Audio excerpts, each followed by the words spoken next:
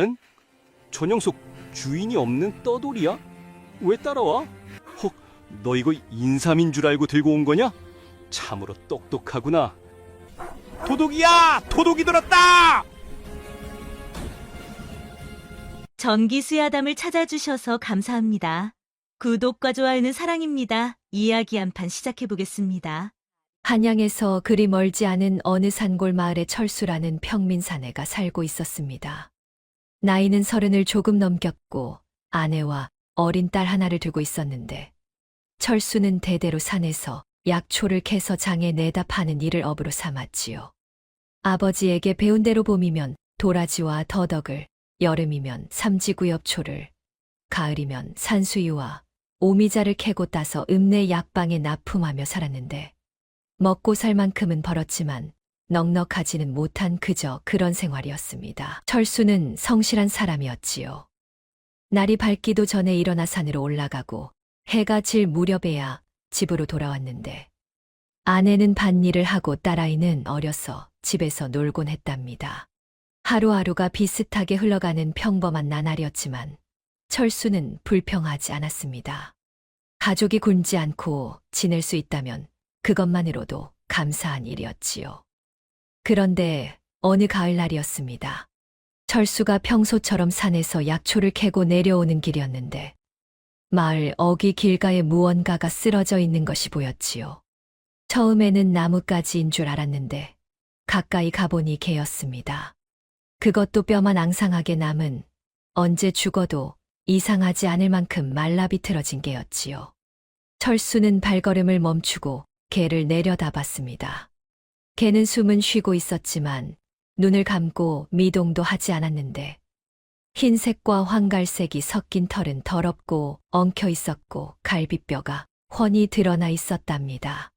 가엾게도 코는 바짝 말라 있었고 발바닥에는 피가 맺혀 있었는데 먼 길을 걸어온 듯 보였지요. 철수는 한참을 망설였습니다. 그냥 지나칠까 아니면 데려갈까. 집에 먹을 것도 넉넉하지 않은데 개까지 먹여 살릴 여유가 있을까 싶었지요. 하지만 그냥 두고 가자니 마음이 편치 않았는데 이대로 두면 분명 내일 아침이면 죽어 있을 것이 뻔했으니 말입니다. 철수는 한숨을 길게 쉬었습니다.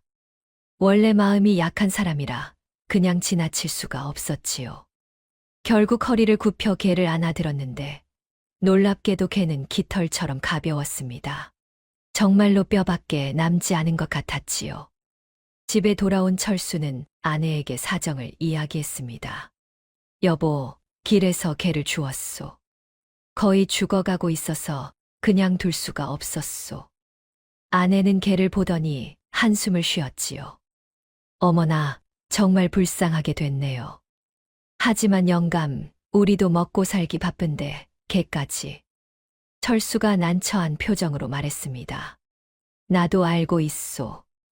하지만 그냥 둘 수가 없었소. 며칠만이라도 밥을 주고 기운을 차리면 제 갈 길을 갈 것이요. 아내는 더 이상 말하지 않았는데 남편의 성격을 이미 아는 터라 마음을 정했다는 것을 알았기 때문이었지요. 사실 아내도 마음은 약한 사람이라 불쌍한 것을 보면 그냥 지나치지 못하는 성미였답니다. 철수는 개를 마루에 조심스럽게 눕혔습니다. 먼저 물을 조금 먹였는데 개는 혀로 물을 핥았지만 그것도 힘겨운 듯 했지요. 너무 오래 굶어서 힘이 하나도 남지 않은 것 같았습니다. 그 다음에는 밥에 물을 말아 주었더니 개는 천천히, 아주 천천히 그것을 먹기 시작했지요. 철수는 개의 머리를 쓰다듬어 주었는데 개는 고개를 들어 철수를 바라봤습니다. 그 눈빛에는 고마움이 담겨 있는 것 같았지요.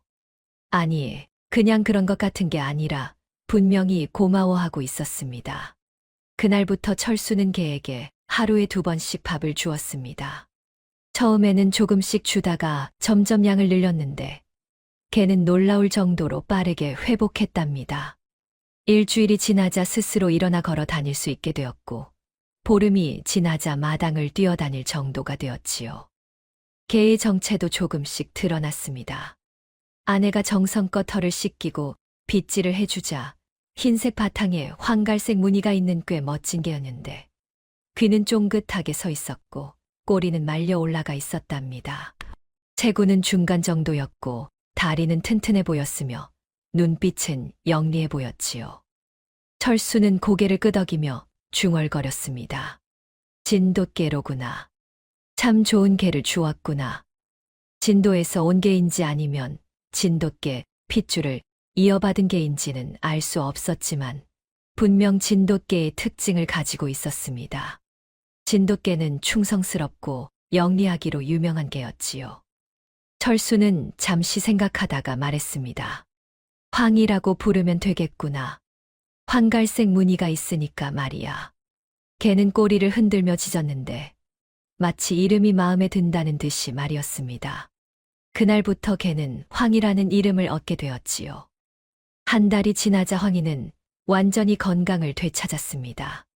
털은 윤기가 흘렀고 몸도 제법 살이 붙어 늠름해 보였는데 성격도 온순하고 영리해서 철수의 말을 잘 알아들었지요. 앉으라고 하면 앉고 기다리라고 하면 기다렸으며 오라고 하면 달려왔답니다. 철수의 어린 딸도 황이를 무척 좋아했습니다. 아이가 놀아달라고 하면 황이는 기꺼이 상대가 되어 주었고 아이가 잠들 때까지 곁을 지켜주곤 했는데 한 번은 아이가 넘어져 울자 황이가 혀로 얼굴을 핥아주어 아이가 웃음을 터뜨린 적도 있었지요. 철수는 황이를 보며 웃곤 했습니다. 처음에는 며칠만 돌보고 보낼 생각이었는데 이제는 가족처럼 느껴졌던 것이지요. 아내도 황이에게 정이 들었는지 가끔 자기가 먹던 것을 나눠주곤 했답니다. 그런데 황이를 데려온 지 2달쯤 되었을 때 이상한 일이 벌어졌습니다. 어느 날 아침 철수가 눈을 뜨고 보니 황이가 보이지 않았는데 마당을 아무리 둘러봐도 집 주변을 아무리 찾아봐도 황이는 없었지요. 철수는 걱정이 되었습니다. 혹시 어디 다친 건 아닐까 아니면 원래 주인을 찾아 떠난 건 아닐까 싶었지요. 아내도 걱정하며 말했습니다. 영감 황이가 어디 간 걸까요? 어제 저녁까지만 해도 멀쩡했는데. 철수가 고개를 저었습니다. 글쎄 올시다. 조금 더 기다려 봅시다. 어디 볼일 보러 갔을지도 모르니. 하지만 해가 중천에 떴을 무렵 황이가 돌아왔는데 놀랍게도 황이의 입에는 무언가가 물려 있었습니다. 철수가 다가가 보니 그것은 약초였는데 뿌리가 달린 당귀였지요.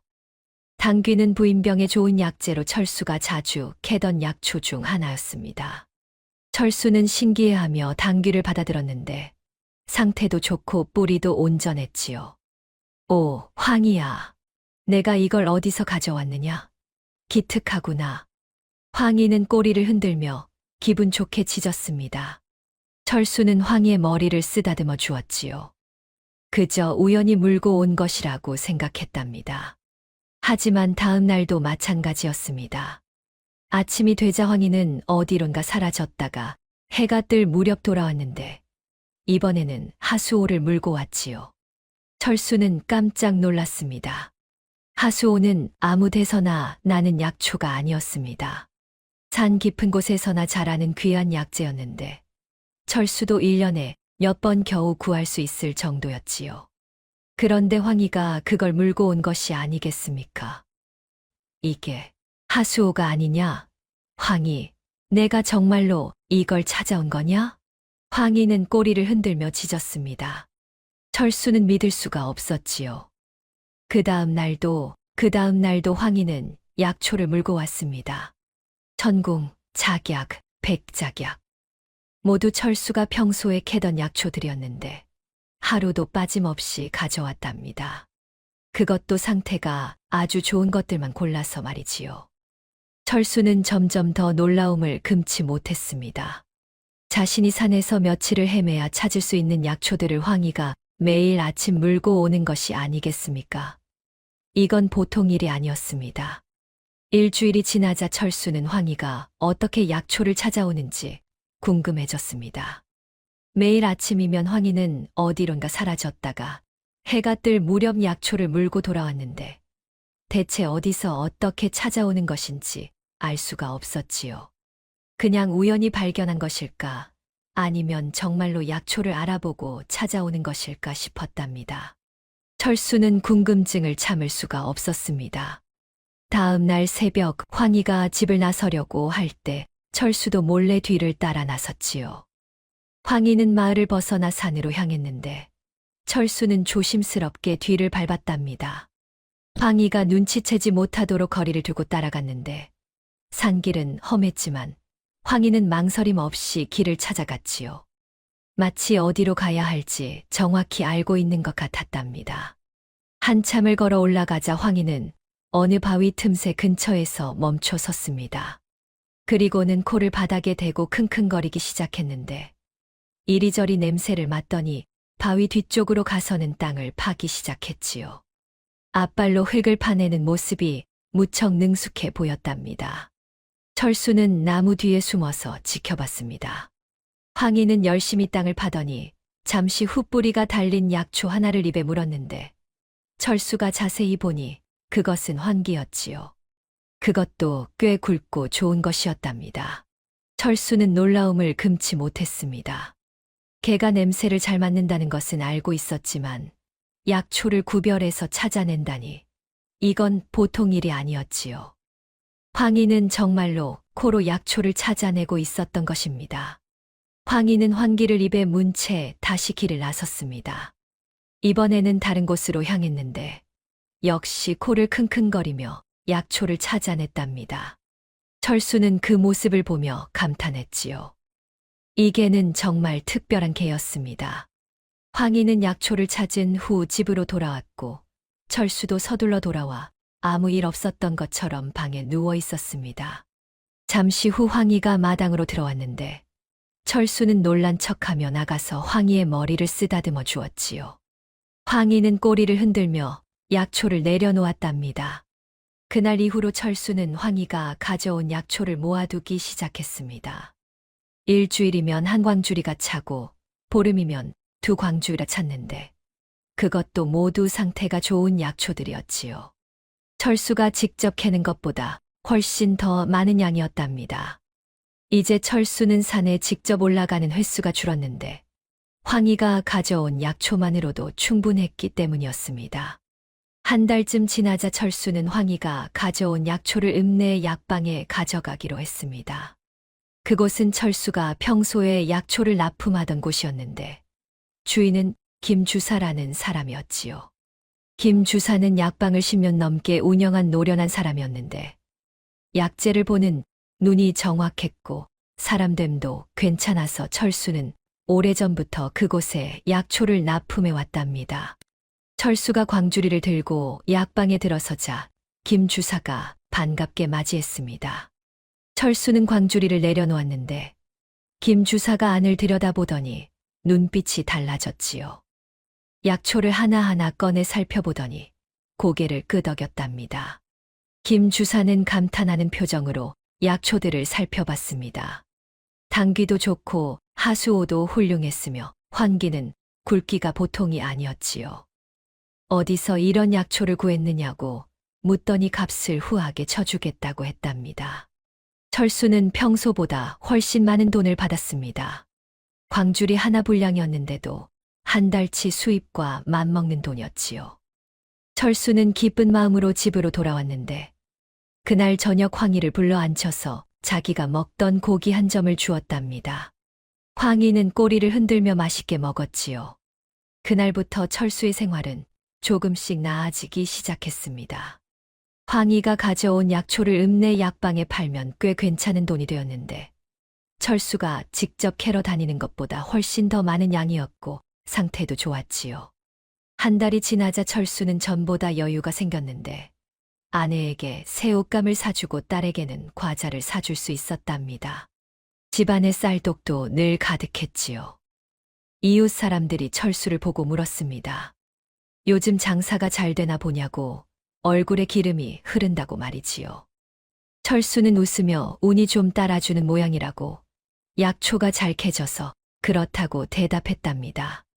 사람들은 철수가 부지런해진 줄로만 알았는데 황희가 약초를 가져온다는 사실은 꿈에도 몰랐지요.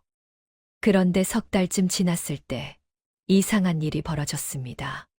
철수가 약초를 팔러 읍내에 갔다가 돌아오는 길이었는데 마을 어귀에서 낯선 사내 하나가 철수를 불러 세웠답니다. 나이는 40 정도 되어 보였고 옷차림이 제법 번듯했는데 공손하게 말을 걸어왔지요. 자기는 한양에서 약재 장사를 하는 사람인데 김 주사에게서 철수 이야기를 들었다고 철수가 가져온 약초들이 상태가 아주 좋다더라 하며 한번 만나보고 싶었다고 했답니다. 철수는 조금 경계하는 표정이 되었습니다.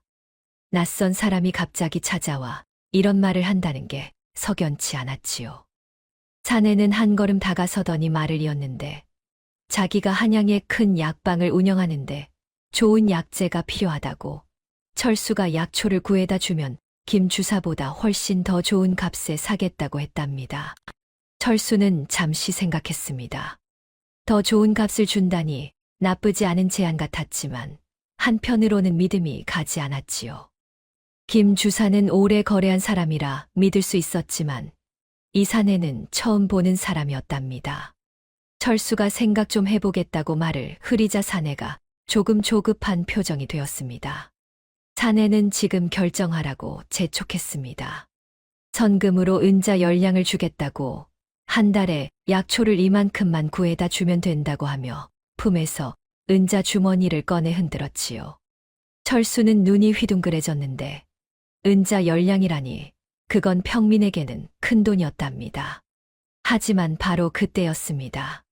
집에서 기다리고 있던 황희가 마을 어귀로 달려왔는데 철수를 보자마자 사내를 향해 으르렁거리기 시작했지요. 평소에는 온순한 황희가 요란하게 지저댔는데 사람을 보고 이렇게 짖는 건 처음 보는 일이었답니다. 황희는 계속해서 사내를 향해 지저댔고 심지어 이빨을 드러내며 위협하는 모습까지 보였지요. 철수는 이상하다고 생각했습니다. 황희가 이렇게 짖는 건 처음 보는 일이었는데 분명 뭔가 이유가 있을 것 같았지요. 사내는 황희를 보고 당황한 표정을 지었는데 한 발 물러서더니 말했답니다. 걔를 좀 조용히 시키라고 이야기를 못하겠다고 말이지요. 철수는 황희를 달래려 했지만 황희는 계속 지저댔습니다. 그 모습을 보던 철수는 문득 깨달았지요. 황희가 이렇게 짖는 건 이 사내에게 뭔가 문제가 있다는 뜻이 아닐까 싶었답니다. 철수는 사내에게 말했습니다. 죄송하지만 생각해보니 지금 거래하는 곳을 바꾸고 싶지 않습니다. 김 주사와는 오래 거래해왔으니 말이요. 사내는 아쉬운 표정을 지었지만 더 이상 강요하지는 않았습니다. 그냥 혹시 마음이 바뀌면 김 주사에게 연락하라는 말만 남기고 떠났는데 황희는 사내가 완전히 사라질 때까지 지저댔지요. 철수는 황희의 머리를 쓰다듬었습니다. 황희가 지져준 덕분에 이상한 거래를 하지 않게 되었는데 뭔가 찜찜한 느낌이 들었던 게 사실이었답니다. 며칠 후 철수는 김 주사에게서 놀라운 이야기를 들었습니다. 그 한양 약재 상인이 사기꾼이었다는 것이지요. 선금을 주고 약초를 받은 후 잠적하는 수법으로 여러 사람을 속여왔다고 했는데 최근에 다른 마을에서 똑같은 수법으로 사기를 쳤다가 잡혔다고 했답니다. 철수는 등골이 오싹했습니다. 만약 황희가 짖지 않았다면 자신도 사기를 당할 뻔했던 것이지요. 철수는 집으로 돌아와 황희를 꼭 껴안았습니다. 황희야, 내가 아니었으면 큰일 날 뻔했구나. 정말 고맙다. 황희는 꼬리를 흔들며 철수의 얼굴을 핥았습니다. 철수는 그날 저녁 황희에게 고기를 듬뿍 주었는데 황희는 맛있게 먹었답니다. 그날 이후로 철수는 황희가 단순히 약초를 찾는 능력만 있는 게 아니라는 것을 깨달았습니다. 황희는 거짓말하는 사람도 알아보는 것 같았지요. 어떻게 그럴 수 있는지는 알 수 없었지만 분명 황희에게는 특별한 능력이 있었습니다. 황희 덕분에 사기를 모면한 후 철수는 황희를 더욱 아끼게 되었습니다. 매일 아침 황희가 가져오는 약초는 여전히 훌륭했고 철수는 그것을 김 주사에게 팔아 꽤 괜찮은 수입을 올렸지요. 생활은 점점 나아졌는데 이제는 쌀독이 늘 가득했고 반찬도 푸짐해졌답니다. 아내도 기뻐했고 딸아이도 예쁜 옷을 입을 수 있게 되었지요. 그런데 석 달쯤 지났을 때 마을에 소문이 돌기 시작했습니다.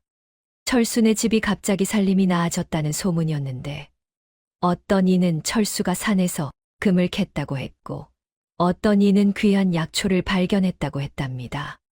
소문은 점점 부풀려졌는데 나중에는 철수가 산신령을 만나 보물을 받았다는 말까지 나돌았지요. 철수는 소문을 듣고 난처해졌습니다. 황희가 약초를 가져온다는 사실을 말할 수도 없었고 그렇다고 소문을 부인하기도 애매했지요. 그냥 운이 좋아서 약초를 많이 캘 수 있었다고만 말했는데 사람들은 고개를 갸우뚱하며 믿지 않는 눈치였답니다. 어느 날 마을 이장이 철수네 집을 찾아왔습니다. 이장은 60순이 넘은 노인이었는데 마을에서 가장 존경받는 사람이었지요. 이장은 요즘 소문이 자자하다며 살림이 많이 나아진 게 좋은 일이라고 했습니다.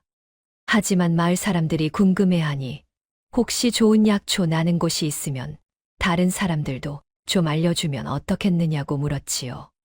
철수는 난처한 표정이 되었습니다. 황희가 약초를 찾아준다는 사실을 말할 수는 없었지요. 특별한 곳이 있는 게 아니라 그냥 부지런히 산을 다니다 보니 운이 좋았던 것뿐이라고 대답했답니다. 이장은 철수의 말을 듣고 잠시 생각하더니 고개를 끄덕이며 돌아갔는데 철수는 한숨을 쉬었지요. 그런데 며칠 후 더 큰 일이 벌어졌습니다. 읍내에서 한 양반이 찾아온 것이었는데 그 양반은 박진사라는 사람으로 읍내에서 가장 큰 부자였답니다. 나이는 50 정도 되어 보였고 옷차림도 화려했으며 하인 셋을 데리고 왔지요. 박진사는 철수네 마당으로 들어서더니 거만한 태도로 여기가 철수란 자가 사는 곳이냐고 물었습니다. 철수가 황급히 나와 절을 하며 자신이 철수라고 대답했는데 박진사는 철수를 위아래로 훑어보더니 코웃음을 쳤답니다. 평민 주제에 요즘 약초 장사로 돈을 꽤 번다더라며 김 주사에게 들었다고 했지요. 박진사는 팔짱을 끼고 자기 처가 요즘 몸이 안 좋아 귀한 약재가 필요한데 철수가 구해다 주면 값은 후하게 치르겠다고 했습니다. 철수는 잠시 망설이다가 자신이 구할 수 있는 약초는 한정되어 있다고 조심스럽게 말했는데 어떤 약재를 필요로 하시는지 물었지요. 박진사는 산삼이 필요하다고 그것도 오래된 것으로 말이라고 했답니다. 철수는 깜짝 놀랐습니다. 산삼은 자신의 능력으로는 어렵다고 조심스럽게 말했는데 박진사의 얼굴이 굳어졌지요. 철수가 감히 자기 부탁을 거절한다며 화를 냈답니다. 바로 그때 황희가 마당으로 나왔습니다. 황희는 박진사를 보더니 갑자기 으르렁거리기 시작했는데 평소와 다르게 털을 세우고 이빨까지 드러냈지요. 박진사는 황희를 보고 인상을 찌푸리며 이놈의 개는 뭐냐고 화를 냈답니다. 철수가 황급히 황희를 진정시키려 했지만 황희는 계속해서 박진사를 향해 지저댔습니다. 박진사는 화가 난 표정으로 좋다며 그냥 가겠다고 했는데 하인들에게 가자고 소리쳤지요. 하지만 박진사가 마당을 나서려던 순간 이상한 일이 벌어졌습니다. 황희가 갑자기 마당 한쪽으로 달려가더니 땅을 파기 시작했는데 잠시 후 뿌리가 달린 약초 하나를 입에 물고 돌아왔답니다. 그것은 하수오였는데 굵고 상태도 아주 좋은 것이었지요. 박진사의 하인 중 하나가 그 모습을 봤습니다. 하인은 눈이 휘둥그레지더니 박진사에게 작은 목소리로 뭔가 속삭였는데 박진사의 표정이 순간 변했답니다. 화난 표정에서 탐욕스러운 표정으로 바뀌었지요. 박진사는 다시 마당으로 들어왔습니다. 아까와는 달리 얼굴에 웃음을 띠고 있었는데 그 웃음이 어딘가 섬뜩했답니다. 철수 영감, 잠깐만 더 이야기를 나눕시다. 철수는 불안한 느낌이 들었지만 박진사를 안으로 모셨습니다. 박진사는 차를 한 모금 마시더니 황희를 가리키며 물었지요. 저 개가 방금 약초를 물고 왔던데 혹시 저 개가 약초를 찾는 능력이 있소? 철수는 당황했습니다. 들켰구나 싶었지요. 하지만 부인할 수도 없는 상황이었는데 박진사의 하인이 분명히 봤을 테니까요. 철수가 말했습니다. 그쵸. 운이 좋아서 가끔. 박진사가 철수의 말을 끊었습니다. 허허, 겸손하시는구려. 저 개가 약초를 찾는다니 정말 신기한 일이오. 그렇다면 말인데 저 개를 나에게 팔지 않겠소? 철수는 깜짝 놀랐습니다. 아니 됩니다. 나으리, 황희는 제 가족이나 다름없사옵니다. 박진사의 눈빛이 차가워졌습니다. 가족, 개 주제의 가족이라니. 내가 좋은 값을 쳐주겠다고 하지 않았소.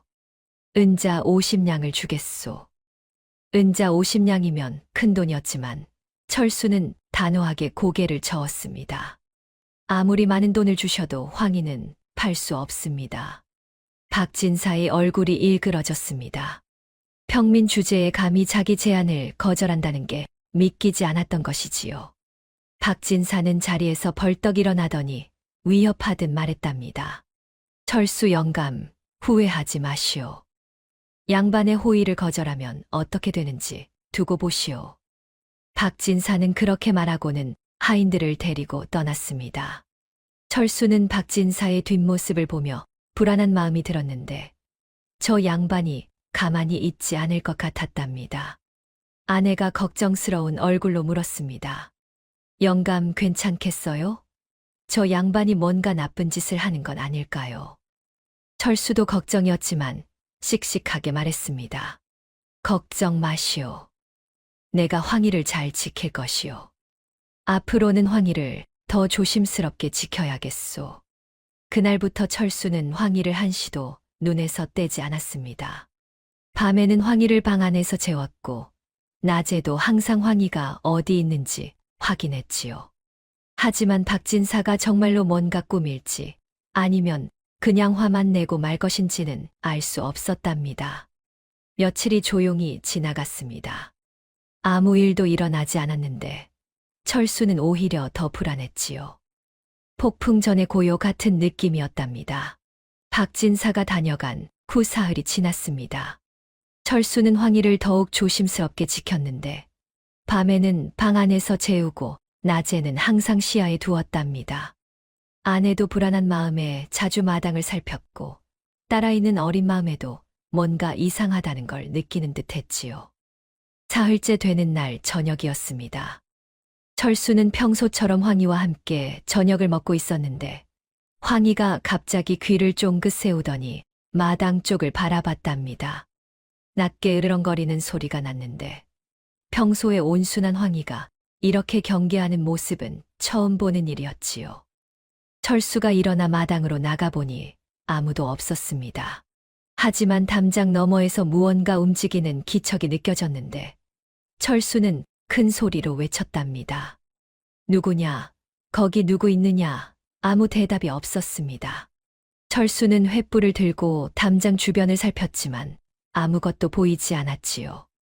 하지만 분명히 누군가 있었다는 느낌이 들었답니다. 철수는 불안한 마음으로 집 안으로 들어와 문빗장을 단단히 걸었습니다. 그날 밤 철수는 잠을 이룰 수가 없었습니다. 황희도 계속 불안해하며 방 안을 서성였는데 뭔가 좋지 않은 일이 일어날 것만 같았답니다. 철수는 황희를 안심시키려 머리를 쓰다듬어 주었지만 자신도 불안하기는 마찬가지였지요. 한밤중이 되었을 때였습니다. 철수는 깜빡 졸고 있다가 황희의 짖는 소리에 깨어났는데 황희가 방문 쪽을 향해 요란하게 지저대고 있었답니다. 철수가 벌떡 일어나 문을 열려는 순간 밖에서 무언가 부서지는 소리가 들렸지요. 철수가 급히 문을 열고 나가보니 뒷문이 부서져 있었습니다. 그리고 검은 옷을 입은 사내들이 마당으로 들어와 있었는데 얼굴에는 천으로 가리고 있어서 누군지 알 수 없었답니다. 사내들은 황희를 향해 다가오고 있었지요. 철수가 소리쳤습니다. 도둑이다. 누구냐? 내 놈들. 하지만 사내들은 대답 대신 황희를 향해 달려들었습니다. 한 사내는 자루를 들고 있었고 다른 사내는 몽둥이를 들고 있었는데 황희를 잡으려는 게 분명했답니다. 황희는 으르렁거리며 이빨을 드러내고 사내들을 경계했지요. 철수가 황급히 마당으로 뛰어나갔습니다. 사내 하나가 철수를 밀쳐냈는데 철수는 그대로 땅바닥에 넘어졌답니다. 사내는 힘이 장사였는데 철수가 당해낼 수 있는 상대가 아니었지요. 황희가 철수를 밀친 사내를 향해 달려들었습니다. 날카로운 이빨로 사내의 팔을 물었는데 사내는 비명을 지르며 팔을 휘둘렀답니다. 황희는 물러났지만 계속 으르렁거리며 사내들을 노려봤지요. 그 틈에 다른 사내가 자루를 들고 황희에게 덮어 씌우려 했습니다. 황희는 재빨리 피했지만 마당이 좁아서 도망칠 곳이 없었답니다. 사내들은 황희를 구석으로 몰아넣기 시작했지요. 철수가 일어나 소리쳤습니다. 황희를 건드리지 마라. 철수는 마당에 있던 나무 막대기를 집어들고 사내들에게 달려들었습니다. 하지만 사내 하나가 돌아서더니 철수의 막대기를 낚아챘는데 그리고는 철수의 배를 주먹으로 쳤답니다. 철수는 숨이 막히며 다시 땅바닥에 쓰러졌지요. 바로 그때 아내가 집에서 뛰어나왔습니다. 아내는 비명을 지르며 사람 살리라고 외쳤는데 그 소리에 이웃집에서 불이 켜지기 시작했답니다. 사내들은 당황한 듯 서로를 쳐다봤지요. 한 사내가 다급하게 말했습니다. 빨리 끝내. 사람들 온다. 다른 사내가 황희에게 자루를 던졌습니다. 황희는 피하려 했지만 자루가 황희의 몸을 덮었는데 사내는 재빨리 달려가 자루를 묶기 시작했답니다. 황희는 자루 안에서 발버둥 쳤지만 빠져나올 수 없었지요. 철수가 일어나려 했지만 배가 너무 아파서 제대로 움직일 수 없었습니다. 아내가 철수를 부축하려 했는데 사내들은 이미 황희를 든 자루를 들고 뒷문으로 달아나고 있었답니다. 철수가 있는 힘을 다해 소리쳤습니다. 황희, 황희야. 하지만 사내들은 이미 담을 넘어 사라진 후였습니다. 자루 안에서 황희의 짖는 소리가 점점 멀어졌는데 철수는 그 소리를 들으며 눈물이 났답니다. 이웃 사람들이 달려왔습니다. 모두들 무슨 일이냐고 물었는데 철수는 도둑이 황희를 가져갔다고 말했지요. 사람들은 놀라며 어느 쪽으로 갔느냐고 물었지만 이미 사내들은 어둠 속으로 사라진 후였답니다. 마을 이장도 왔습니다. 이장은 철수를 보고 괜찮으냐고 물었는데 철수는 고개를 저으며 황희를 찾아야 한다고 말했답니다. 이장은 지금 밤중에는 찾기 어렵다고 날이 밝으면 마을 사람들과 함께 찾아보자고 했지요. 하지만 철수는 기다릴 수가 없었습니다. 황희가 어디로 끌려갔는지, 지금 무슨 일을 당하고 있는지 걱정이 되어 미칠 것 같았답니다. 철수는 횃불을 들고 뒷문 밖으로 나갔는데 땅에 발자국이 찍혀 있었지요. 철수는 발자국을 따라가기 시작했습니다. 아내가 위험하다고 말렸지만 철수는 듣지 않았답니다. 이장이 자기도 함께 가겠다고 했고 마을 청년 몇 명도 나섰지요. 7명 정도가 횃불을 들고 발자국을 따라갔습니다. 발자국은 마을을 벗어나 산 쪽으로 이어졌습니다. 한참을 걸어가자 작은 오두막이 하나 보였는데 불빛이 새어나오고 있었답니다. 그리고 안에서 사람들의 목소리가 들렸지요. 철수는 조심스럽게 오두막에 다가갔습니다. 틈새로 안을 들여다보니 검은 옷을 입은 사내 둘이 있었는데 그리고 자루에 묶인 채 바닥에 놓인 황희가 보였답니다. 황희는 자루 안에서 꿈틀거리고 있었지요. 한 사내가 말하는 게 들렸습니다. 박진사 나으리께서 내일 아침 일찍 오신다고 그때까지 개를 잘 지키고 있으라고 했다더군요. 다른 사내는 이게 하나 때문에 고생이라며 투덜거렸답니다. 철수는 이를 악물었습니다. 역시 박진사의 지시였던 것이지요. 철수는 뒤로 물러나 이장과 마을 사람들에게 상황을 설명했답니다. 사람들도 화가 났는데 양반이라고 이런 짓을 해도 되느냐며 분개했지요. 이장이 말했습니다. 저놈들이 사내둘이고 우리가 7명이니 힘으로 밀어붙이면 황희를 구할 수 있을 게요. 철수가 고개를 끄덕였습니다. 고맙습니다, 이장님. 여러분께도 정말 감사드립니다. 마을 사람들은 막대기와 돌을 들고 오두막을 포위했습니다. 그리고 일제히 문을 부수고 들어갔는데 사내들은 깜짝 놀라 저항하려 했지만 7명을 당해낼 수는 없었답니다. 순식간에 사내들은 제압당했고 철수는 황급히 자루로 달려가 묶인 끈을 풀었지요. 황희가 자루에서 나왔습니다. 털이 엉망이었고 겁에 질린 표정이었지만 다친 곳은 없어 보였답니다. 황희는 철수를 보자 꼬리를 흔들며 몸을 떨었는데 철수는 황희를 꼭 안으며 울었지요. 황희야, 미안하다. 내가 제대로 지키지 못해서. 황희는 철수의 얼굴을 핥으며 괜찮다는 듯 꼬리를 흔들었습니다. 철수는 황희를 안고 일어섰는데 마을 사람들은 사내들을 묶어서 끌고 갔답니다. 내일 아침 관아에 넘기기 위해서였지요. 집으로 돌아오는 길에 철수는 생각했습니다. 박진사는 이대로 포기하지 않을 것 같았는데 더 큰 문제가 생길지도 모른다는 불안감이 들었답니다. 하지만 일단 황희를 구했으니 그것만으로도 다행이었지요. 다음 날 아침 철수는 마을 사람들과 함께 관아로 향했습니다. 어젯밤 잡은 사내 둘을 끌고 갔는데 사내들은 묶인 채 고개를 떨구고 있었답니다. 철수는 황희도 함께 데리고 갔지요. 혹시 모를 일에 대비하기 위해서였고 황희를 집에 혼자 두기도 불안했답니다. 관아에 도착하자 아전들이 나왔습니다. 철수는 어젯밤 있었던 일을 처음부터 끝까지 설명했는데 박진사가 황희를 팔라고 했다가 거절당하자 하인들을 시켜 황희를 납치하려 했다고 말했지요. 마을 이장과 다른 사람들도 증언했는데 모두가 철수의 말이 사실이라고 확인했답니다. 아전은 고개를 끄덕이며 사내 둘을 신문하기 시작했습니다. 사내들은 처음에는 발뺌하려 했지만 여러 사람이 목격했다는 말에 결국 실토하고 말았지요. 자기들은 박진사의 하인이고 박진사의 명령으로 개를 가져오라고 했다고 털어놨답니다. 아전은 심각한 표정이 되었습니다.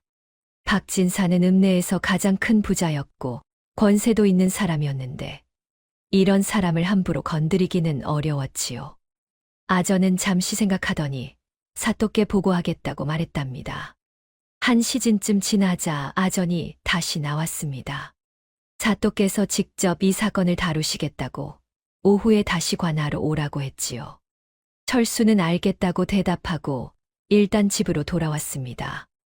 오후가 되어 철수는 다시 관하러 갔습니다. 이번에도 황희를 데리고 갔는데 마을 이장도 함께 갔답니다. 관아 마당에는 이미 박진사가 와 있었는데 화려한 옷을 입고 당당한 표정으로 서 있었지요. 박진사는 철수를 보더니 코웃음을 쳤습니다. 철수는 박진사를 똑바로 쳐다봤는데 두렵지만 물러서지 않으려 애썼답니다. 황희는 박진사를 보자 낮게 으르렁거렸지요. 곧 사또가 나왔습니다. 사또는 60 정도 되어 보이는 노인이었는데 얼굴에는 엄격함과 동시에 자애로움이 묻어났답니다. 사또는 자리에 앉더니 사건에 대해 보고를 받았지요. 사또가 박진사를 보며 물었습니다. 박진사, 그대의 하인들이 이 사람의 개를 납치하려 했다는데 사실이요? 박진사는 공손하게 절을 하며 대답했습니다. 사또 나으리, 오해가 있는 것 같습니다. 제가 그 개를 사고 싶어 했던 것은 사실이나 납치하라고 명령한 적은 없습니다. 아마 하인들이 제 뜻을 오해한 것 같습니다. 철수가 참지 못하고 말했습니다. 거짓말입니다. 박진사께서 분명히 제가 개를 팔지 않자 위협하셨습니다. 사또가 철수를 보며 물었습니다. 증거가 있소. 철수는 난처해졌습니다.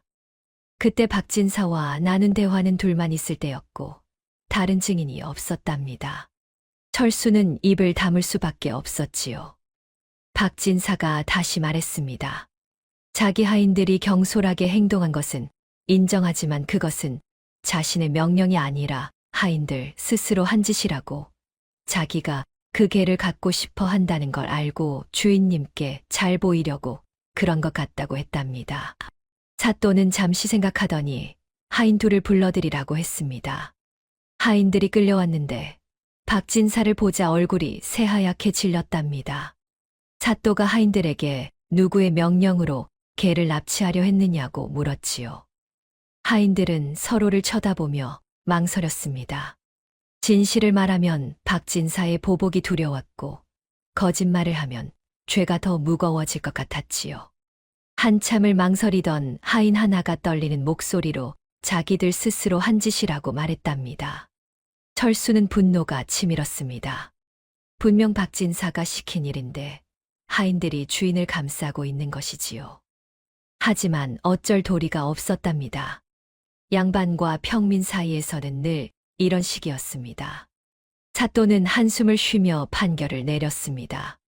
하인 둘은 남의 재물을 훔치려 한 죄로 곤장 30대씩을 치고 박진사는 하인을 제대로 관리하지 못한 책임으로 벌금 은자 10냥을 내라고 했지요. 그리고 앞으로 박진사와 그의 하인들이 철수네 집에 접근하지 못하도록 금지령을 내렸답니다. 철수는 실망했습니다.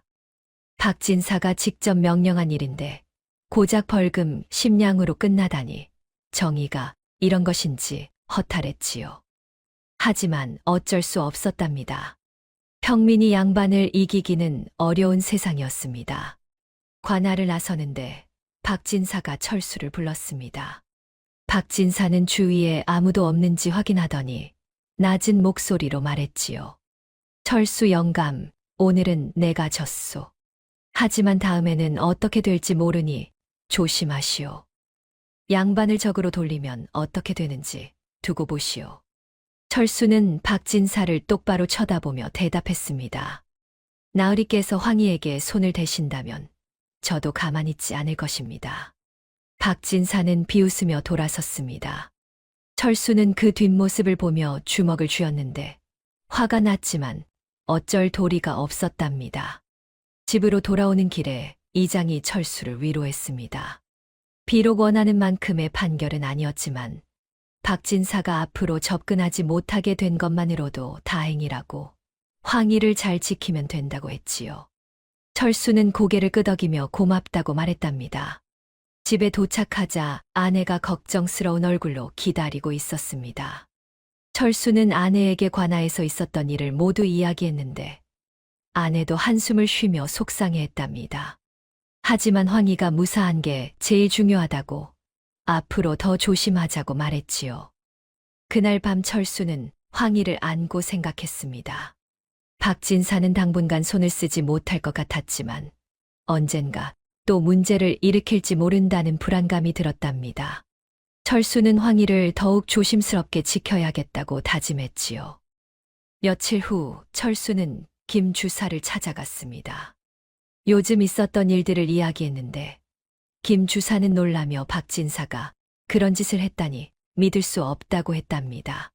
하지만 동시에 박진사는 욕심이 많고 수단과 방법을 가리지 않는 사람이라고 앞으로 정말 조심해야 한다고 충고했지요.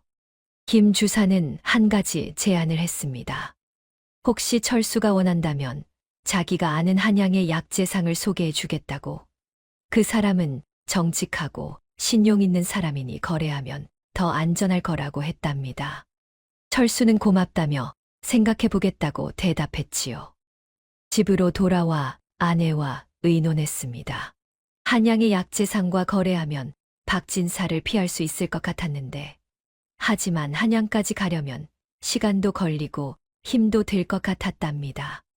아내는 안전이 제일 중요하니 한양 약재상과 거래하는 게 좋겠다고 말했지요. 철수는 고개를 끄덕였습니다. 황희의 안전을 위해서라면 조금 불편한 것쯤은 감수할 수 있었답니다. 철수는 다음 날 김 주사에게 가서 한양 약재상을 소개해 달라고 부탁했지요. 며칠 후 한양에서 약재상이 찾아왔습니다. 나이는 50 정도 되어 보였는데 인상이 온화하고 말씨도 정중했답니다. 자기 이름은 윤상인이라고 소개했는데 김 주사에게서 철수 이야기를 들었다고 했지요. 윤상이는 철수가 준비한 약초를 살펴봤습니다. 하나하나 꼼꼼히 보더니 감탄하는 표정을 지었는데 상태가 정말 좋다고 칭찬했답니다. 값도 후하게 쳐줬는데 앞으로 계속 거래하고 싶다고 말했지요.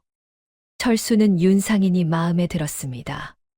말도 정직했고 약속도 확실했으며 무엇보다 황희가 윤상인을 보고도 짓지 않았답니다.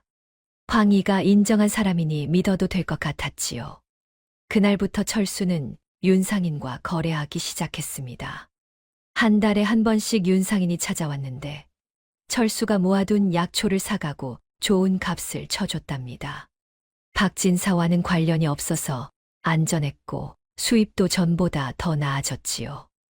철수는 조금씩 안정을 찾아갔습니다. 박진사도 관아의 금지령 때문에 더 이상 접근하지 못했고 황희도 평온하게 지낼 수 있었답니다. 하지만 철수는 여전히 조심했는데 언제 또 무슨 일이 생길지 모른다는 걸 잘 알고 있었지요. 윤상인과 거래를 시작한 지 반년이 지났습니다. 철수의 생활은 더욱 안정되었는데 황희가 가져오는 약초와 철수가 직접 캐는 약초를 합치면 한 달에 꽤 많은 양이 되었답니다. 윤상인은 매달 정확한 날짜에 찾아와 약초를 사갔고 값도 약속대로 후하게 쳐줬지요. 철수는 이제 마을에서 제법 부유한 사람이 되었는데 기와집도 더 크게 짓고 밭도 2배로 늘렸답니다. 박진사는 관아의 금지령 이후로 더 이상 나타나지 않았습니다. 가끔 마을에서 박진사의 하인들을 보기는 했지만 멀리서 지나갈 뿐 철수네 집 근처에는 얼씬도 하지 않았지요. 철수는 안심이 되면서도 한편으로는 박진사가 정말 포기했을까 의심스러웠답니다. 어느 초여름날이었습니다. 윤상인이 평소보다 일찍 찾아왔는데 얼굴에 기쁜 표정을 띠고 있었답니다. 철수는 윤상인을 맞이하며 무슨 좋은 일이 있느냐고 물었지요. 윤상인이 말했습니다. 철수 영감, 큰 기회가 하나 생겼소. 한양의 큰 약방에서 귀한 약재를 찾고 있는데 특히 산삼을 구하고 있소. 혹시 영감이 산삼을 구할 수 있겠소? 철수는 잠시 생각했습니다. 황희가 1년 전에 산삼을 한 번 가져온 적이 있었는데 그 이후로는 산삼을 가져온 적이 없었답니다. 하지만 한 번 찾았으니 다시 찾을 수도 있지 않을까 싶었지요. 철수가 조심스럽게 대답했습니다. 확실하지는 않지만 한번 찾아보겠소. 시간이 좀 걸릴 수 있겠소. 윤상인은 고개를 끄덕이며 천천히 해도 된다고, 산삼은 아무나 구할 수 있는 게 아니니 서두를 필요 없다고 했답니다. 하지만 만약 구한다면 값은 후하게 쳐주겠다고, 은자 100냥은 줄 수 있을 거라고 했지요. 철수는 눈이 휘둥그레졌습니다. 은자 100냥이면 엄청난 돈이었는데 그 돈이면 평생 편하게 살 수 있을 것 같았답니다. 철수는 최선을 다해보겠다고 약속했지요.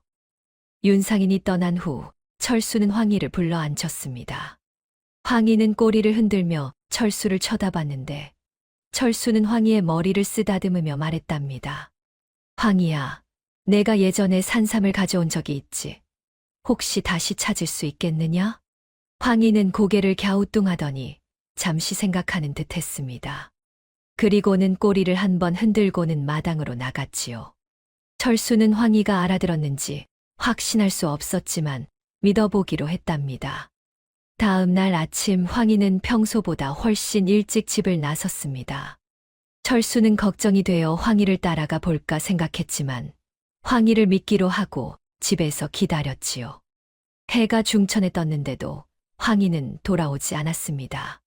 해가 서쪽으로 기울기 시작했는데도 황희는 보이지 않았답니다. 철수는 점점 불안해졌습니다.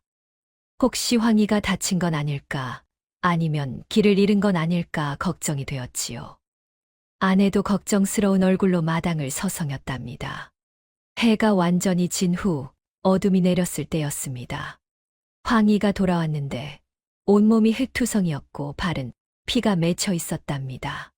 털도 엉망이었고 숨도 가쁘게 몰아쉬고 있었지요. 하지만 입에는 무언가를 조심스럽게 물고 있었습니다. 철수가 달려가 보니 그것은 산삼이었습니다. 그것도 1년 전에 가져온 것보다 훨씬 큰 산삼이었는데 굵기가 엄지손가락만 했답니다. 뿌리도 온전했고 수염 뿌리도 길게 달려 있었지요. 철수는 황희를 꼭 안았습니다. 황희야, 고생했구나. 정말 대단하다. 황희는 지쳐서 꼬리도 제대로 흔들지 못했지만 철수를 보며 눈을 가늘게 떴답니다. 아내가 급히 물과 밥을 가져왔는데 황희는 물을 마시고 밥을 먹더니 그 자리에서 쓰러지듯 누웠지요. 얼마나 힘들었으면 이렇게까지 지쳤을까 싶었답니다. 철수는 황희의 발을 살펴봤습니다. 발바닥에 상처가 나 있었는데 먼 길을 걸어온 게 분명했답니다. 철수는 약초를 달인 물로 황희의 발을 씻겨주고 천으로 감싸주었지요. 황희는 편안한 표정으로 잠들었습니다. 다음 날 철수는 산삼을 조심스럽게 싸서 보관했습니다. 그리고 김 주사에게 가서 윤상인에게 연락해 달라고 부탁했지요. 며칠 후 윤상인이 찾아왔는데 산삼을 보자마자 눈이 휘둥그레졌답니다. 윤상인은 산삼을 꼼꼼히 살펴봤습니다. 손을 떨며 돌려가며 보더니 감탄하는 표정을 지었는데 이런 산삼은 평생 처음 본다고 했답니다.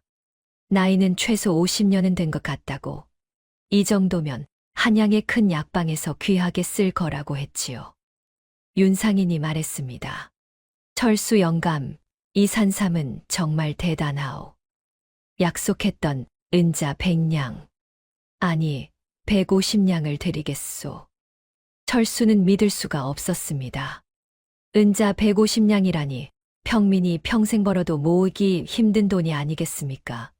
철수는 떨리는 손으로 은자를 받았는데 꿈을 꾸는 것만 같았답니다. 윤상인은 산삼을 조심스럽게 싸더니 한 가지 제안을 했습니다.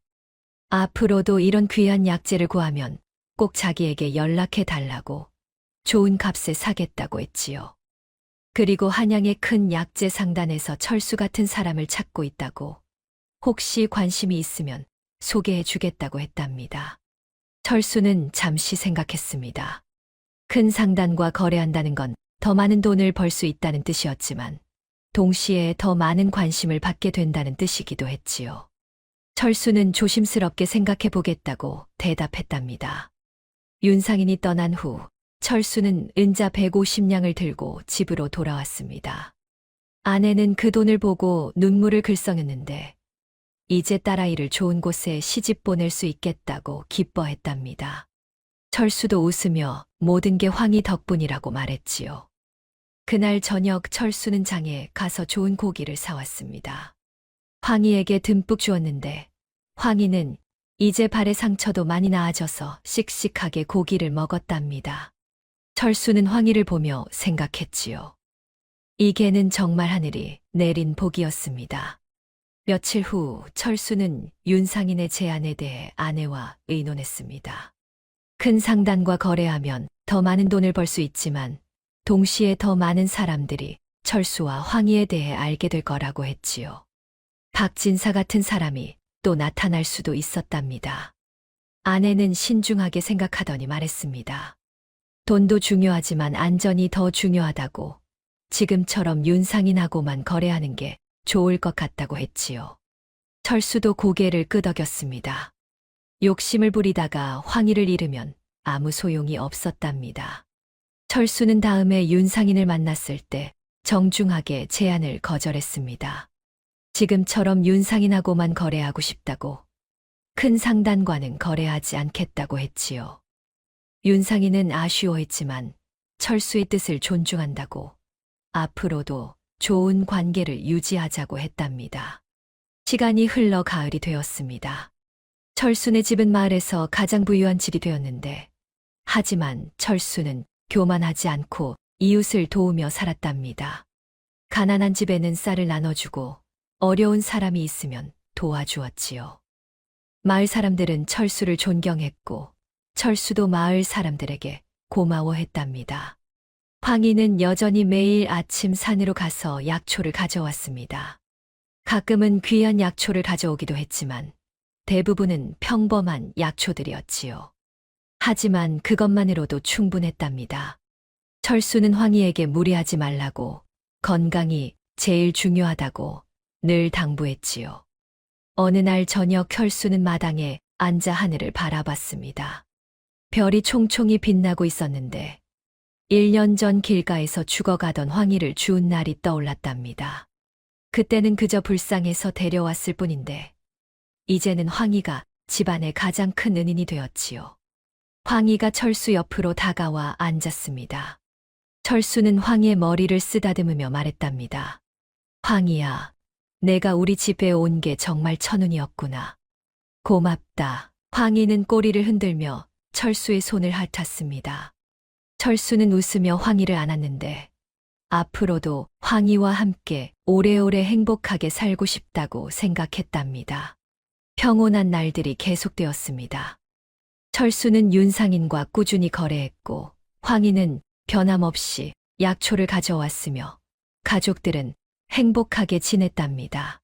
박진사에 대한 걱정도 점점 줄어들었는데 1년 가까이 아무 일도 없었으니 이제는 정말 포기한 것 같았지요. 하지만 철수는 몰랐습니다. 박진사가 포기한 게 아니라 기회를 노리고 있었다는 것을 말이지요. 어느 겨울날 눈이 소복이 내린 날 마을에 낯선 사람들이 나타났습니다. 한양에서 온 것처럼 보이는 옷차림의 사내 5명이었는데 마을 주막에 머물며 이것저것 물어보고 다녔답니다. 마을 사람들은 이상하게 여겼지만 대수롭지 않게 생각했지요. 사흘째 되는 날 저녁이었습니다. 철수가 집에서 저녁을 먹고 있을 때 황희가 갑자기 으르렁거리기 시작했습니다. 문 밖을 향해 낮게 경고하는 소리를 냈는데 철수는 불길한 예감이 들어 일어났답니다. 바로 그때 문이 거칠게 열리며 사내들이 들이닥쳤습니다. 낯선 사내 5명이었는데 모두 몽둥이를 들고 있었답니다. 한 사내가 철수에게 자기들은 박진사 나으리가 보낸 사람들이라고 나으리께서 인사를 전한다고 말했지요. 철수는 순간 모든 것을 깨달았습니다. 박진사가 포기하지 않고 결국 사람을 보낸 것이지요. 철수는 아내에게 딸을 데리고 뒷문으로 나가라고 소리쳤는데 아내는 겁에 질린 얼굴로 딸을 안고 뒷문으로 달려갔답니다. 사내 하나가 막으려 했지만 황희가 달려들어 그 사내의 다리를 물었지요. 사내들이 일제히 철수와 황희에게 달려들었습니다. 철수는 의자를 집어들어 막으려 했지만 상대가 되지 않았는데 사내 하나가 철수의 팔을 잡아 비틀었답니다. 철수는 고통의 비명을 질렀지요. 황희가 사내들을 향해 달려들었습니다. 이빨을 드러내고 으르렁거리며 한 사내의 팔을 물었는데 사내는 소리를 지르며 황희를 때렸답니다. 하지만 황희는 물러서지 않고 계속 싸웠지요.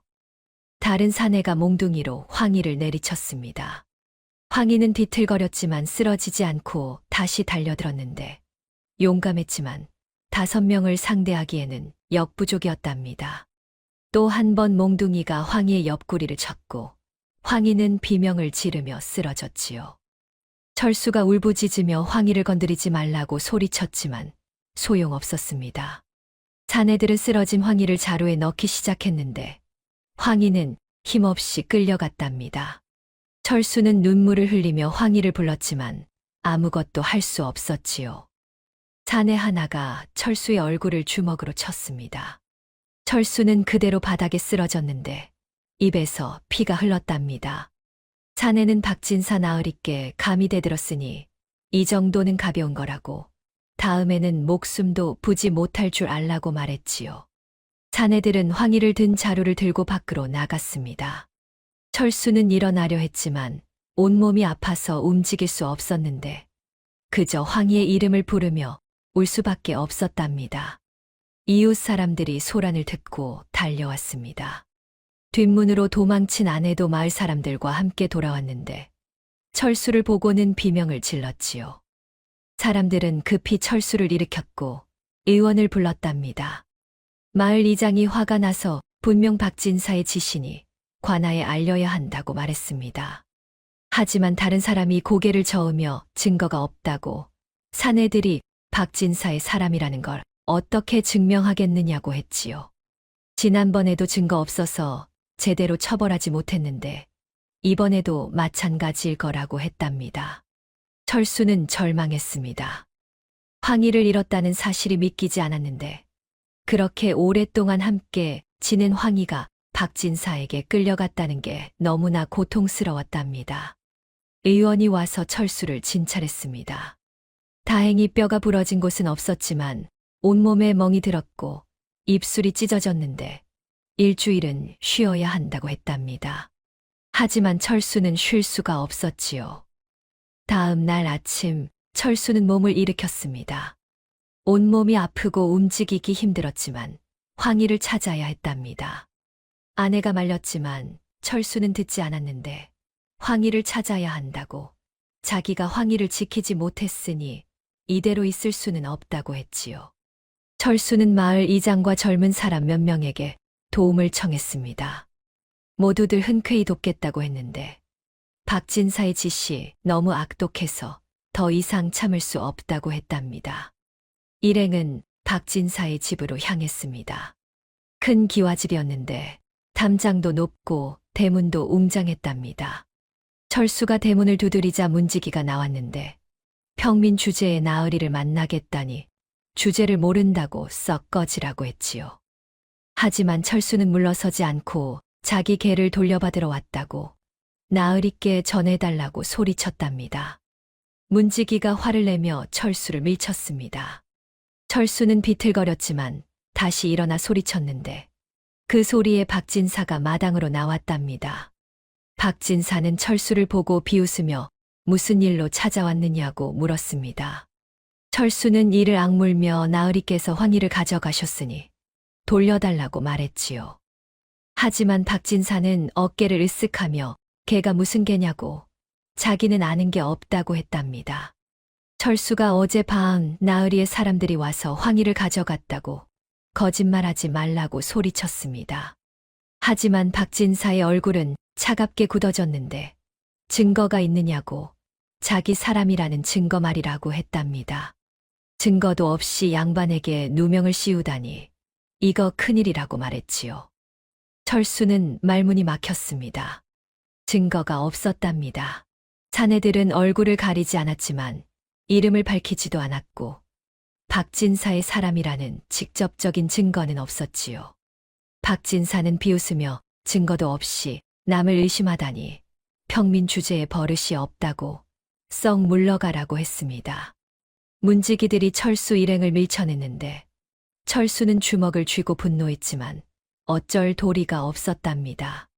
철수는 관아로 향했습니다. 사또에게 호소하면 뭔가 방법이 있을 거라고 생각했지요. 하지만 아전은 고개를 저으며 증거가 없으면 어쩔 수 없다고, 박진사는 읍내에서 가장 큰 양반인데 함부로 건드릴 수 없다고 했답니다. 철수는 절망에 빠졌습니다. 황희를 구할 방법이 없었는데 법도 권력도 모두 양반 편이었답니다. 철수는 무력하게 집으로 돌아왔지요. 집에 돌아오니 아내와 딸이 울고 있었습니다.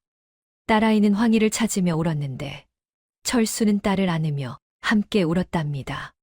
철수는 자신의 무력함이 한스러웠지요. 그날 밤 철수는 잠을 이룰 수 없었습니다. 황희가 지금 어디서 무슨 일을 당하고 있을까, 아프지는 않을까, 무서워하지는 않을까 걱정이 되어 미칠 것 같았답니다. 철수는 황희에게 미안했고 자신을 믿고 따랐던 황희를 지키지 못한 것이 너무나 괴로웠지요. 사흘이 지났습니다. 철수는 밤낮으로 황희를 찾아다녔지만 아무 소용이 없었습니다. 박진사의 집 주변을 맴돌았지만 담장이 높아 안을 볼 수 없었고 문지기들이 쫓아냈답니다. 관아에도 다시 찾아갔지만 아전은 증거를 가져오라는 말만 되풀이했지요. 철수는 점점 야위어 갔습니다. 밥도 제대로 먹지 못했고 잠도 자지 못했는데 온통 황희 생각뿐이었답니다. 아내는 걱정하며 몸이라도 챙기라고 했지만 철수는 듣지 않았지요. 그런데 나흘째 되는 날 아침 반가운 손님이 찾아왔습니다. 윤상인이었습니다. 윤상인은 급히 달려온 듯 숨을 헐떡이고 있었는데 철순의 집 상황을 듣고 한양에서 급히 내려왔다고 했답니다. 김 주사가 전가를 보냈다고 했지요. 윤상인이 말했습니다. 철수 영감, 내가 도울 방법이 있소. 한양에 내 친구가 하나 있는데 관직이 높은 양반이요. 그분께 부탁하면 박진사 같은 잣쯤은 어렵지 않게 처리할 수 있을 거요. 철수는 눈이 휘둥그레졌습니다. 윤상인에게 그런 인맥이 있을 줄은 몰랐는데 희망이 생기는 것 같았답니다. 윤상인은 당장 한양으로 올라가 친구를 만나고 오겠다고 며칠만 기다려 달라고 했지요. 철수는 고맙다며 절을 했습니다. 윤상인은 서둘러 한양으로 떠났는데 철수는 처음으로 희망을 품게 되었답니다. 사흘 후 윤상인이 돌아왔습니다. 그런데 혼자가 아니었습니다. 옆에는 화려한 관복을 입은 양반이 함께 있었는데 나이는 60쯤 되어 보였고 위엄이 있었답니다. 윤상인이 소개했지요. 이분이 내 친구 최판서님이시오. 한양에서 호조판서를 지내신 분이시오. 철수는 황급히 절을 했습니다. 호조판서라면 나라의 재정을 관리하던 높은 관직인데 그런 분이 여기까지 오셨다니 믿기지 않았답니다. 최판서가 온화하게 말했습니다. 윤상인에게 자세한 이야기를 들었소. 박진사란 자가 영감의 개를 빼앗아 갔다지요. 철수가 떨리는 목소리로 대답했습니다. 그러하옵니다. 나으리. 황희는 저희 가족이나 다름없는데 최판서가 고개를 끄덕였습니다. 걱정 마시오. 내가 직접 나서면 박진사 같은 자는 문제없소. 지금 당장 박진사의 집으로 가봅시다. 일행은 박진사의 집으로 향했습니다. 철수와 윤상인, 최판서, 그리고 최판서가 데려온 관속 넷이 함께 갔는데 마을 사람들도 소문을 듣고 따라왔답니다. 박진사의 집 대문 앞에 도착했습니다. 문지기가 나와 누구냐고 물었는데 최판서가 당당하게 말했지요. 호조판서를 지낸 최판서요. 박진사를 만나러 왔소. 문지기는 깜짝 놀라 황급히 안으로 들어갔습니다. 잠시 후 박진사가 허둥지둥 나왔는데 얼굴이 새하얗게 질려 있었답니다. 호조판서라는 말에 겁을 먹은 것이지요. 박진사가 떨리는 목소리로 말했습니다. 아, 어서 오십시오, 나으리.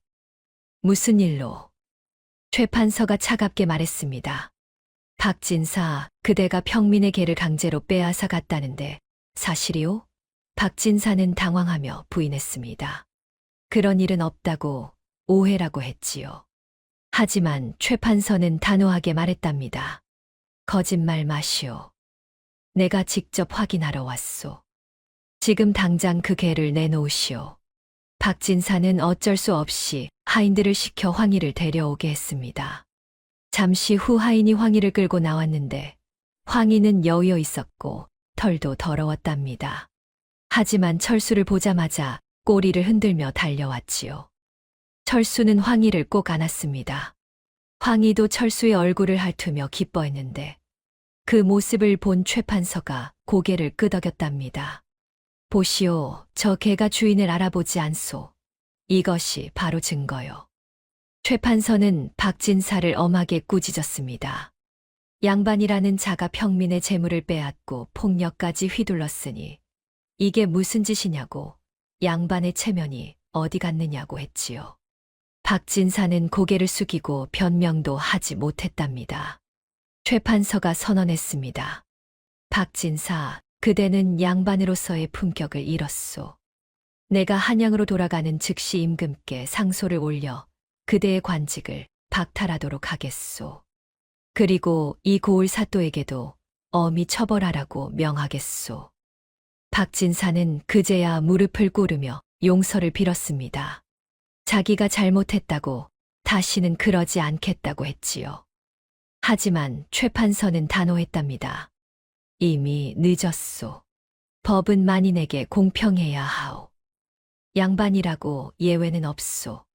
최판서는 관속들에게 명령했습니다. 박진사를 관하로 끌고 가라고, 사또에게 즉시 처벌하라고 전하라고 했지요. 관속들이 박진사를 묶어서 끌고 갔는데 박진사는 비참한 얼굴로 끌려갔답니다.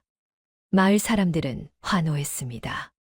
드디어 박진사가 응징을 받는 것을 보게 되었는데 모두들 기뻐하며 최판서에게 감사 인사를 했답니다.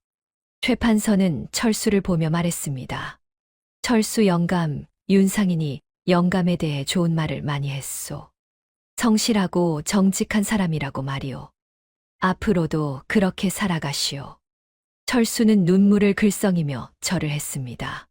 고맙습니다. 나으리. 평생 은혜를 잊지 않겠습니다. 최판서는 윤상인과 함께 한양으로 돌아갔습니다.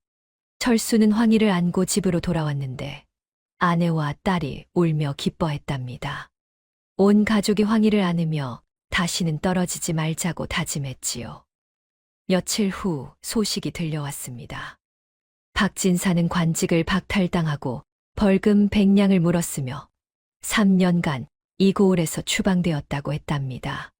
사또가 최판서의 명령을 따라 엄하게 처벌한 것이지요. 마을 사람들은 통쾌해하며 기뻐했습니다. 시간이 흘러 평온한 날들이 돌아왔습니다. 철수는 다시 윤상인과 거래를 시작했고 황희는 여전히 약초를 가져왔으며 가족들은 행복하게 지냈답니다. 박진사는 추방되어 다시는 볼 수 없었지요. 1년이 지났습니다. 철수네 집은 마을에서 가장 부유한 집이 되었지만 철수는 여전히 겸손하고 이웃을 도우며 살았습니다. 최판서의 은혜를 잊지 않고 해마다 한양으로 찾아가 인사를 드렸는데 최판서도 철수를 반갑게 맞이했답니다. 황희는 가족의 일원으로 편안하게 지냈습니다. 아침마다 산으로 가서 약초를 가져오고 저녁에는 가족들과 함께 시간을 보냈는데 더 이상 위험한 일은 없었답니다. 어느 봄날 저녁 철수는 마당에 앉아 하늘을 바라봤습니다.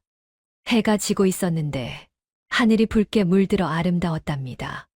황희가 철수 옆에 와서 앉았지요. 철수는 황희의 머리를 쓰다듬으며 말했습니다. 황희야, 우리 참 많은 일을 겪었구나. 하지만 이제는 안전하다. 앞으로도 오래오래 함께 살자꾸나. 황희는 꼬리를 흔들며 철수의 손을 핥았습니다. 철수는 웃으며 황희를 안았는데 이 순간이 영원했으면 좋겠다고 생각했답니다. 그렇게 철수와 황희는 행복하게 살았습니다.